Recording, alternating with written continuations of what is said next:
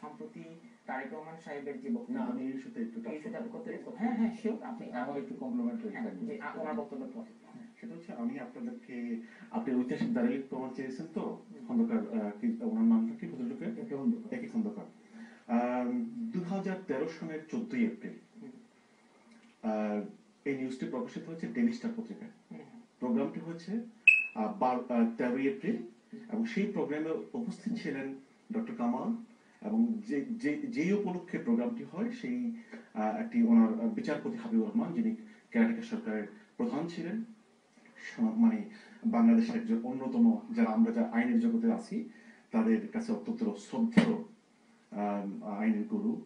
বিচারপতি হাবিবুর রহমানের একটা বই উদ্বোধন হয়েছিল, এটা হচ্ছে যে আমি বলেছি যে 12 এপ্রিল ঢাকাতে সেই প্রোগ্রামে ছিলেন ডক্টর কামাল, কে এম সোবান, আনিসুজ্জামান এবং there is another ভদ্রলোক।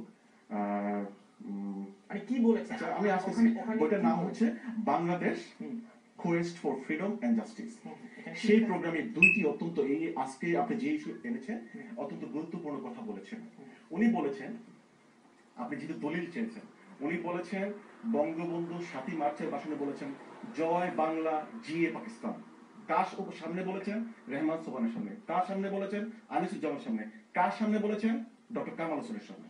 এবং 13 তারিখ ডেইলি স্টার পত্রিকায় প্রকাশিত হয়েছে। এবং সেই দিন আরেকটি গুরুত্বপূর্ণ কথা বলেছেন ডক্টর কামাল হোসেন। আমি আপনাদেরকে পড়ে শোনাচ্ছি ডক্টর কামাল কি বলছেন। ডক্টর কামাল বলছেন, Dr. Kamal told journalists that he was not hopeful. No, okay. Dr. Kamal said the debate on the moment of proclamation of independence was very unexpected and unfortunate. Although Bangabandhu Sheikh Mujibur Rahman himself had never claimed to have proclaimed the independence. অত্যন্ত গুরুত্বপূর্ণ কথা, কিন্তু দুটি কথা ওনারা বলেছেন। Doctor Kamal বলছেন আমার মেসেজটা আমি আপনাকে ক্লিয়ারলি বলতে চাই যে বাংলাদেশে এই কথাটি অত্যন্ত খণ্ডিত ভাবে এসেছে জয় বাংলা। আর আপনি ইউটিউবের কথা বলছেন তো, ইউটিউবে দুটো ভাষণই আছে, জয় বাংলা জিয়ে পাকিস্তানের ভাষণ আছে আর শুধু জয় বাংলার ভাষণ আছে। আওয়ামী লীগের পক্ষ থেকে যে ভাষণটা বাজানো হয় সেটা হচ্ছে জয় বাংলা, আর ইউটিউবে আরেকটি ভাষণ আছে জয় পাকিস্তান। আর বিচারপতি হাবিবুর রহমান অত্যন্ত শ্রদ্ধেয়। আপনি যেহেতু একই খন্দকারের কথা বলেছেন, ওনার পাওয়া না পাওয়ার বেদনা থাকতে পারে, কিন্তু হাবিবুর রহমানের পাওয়া না পাওয়ার বেদনা নেই এবং আওয়ামী লীগ তার সেই বক্তব্য চ্যালেঞ্জ করে নাই 13 এপ্রিল সেই। ধন্যবাদ। আমরা ফিরে আসবো।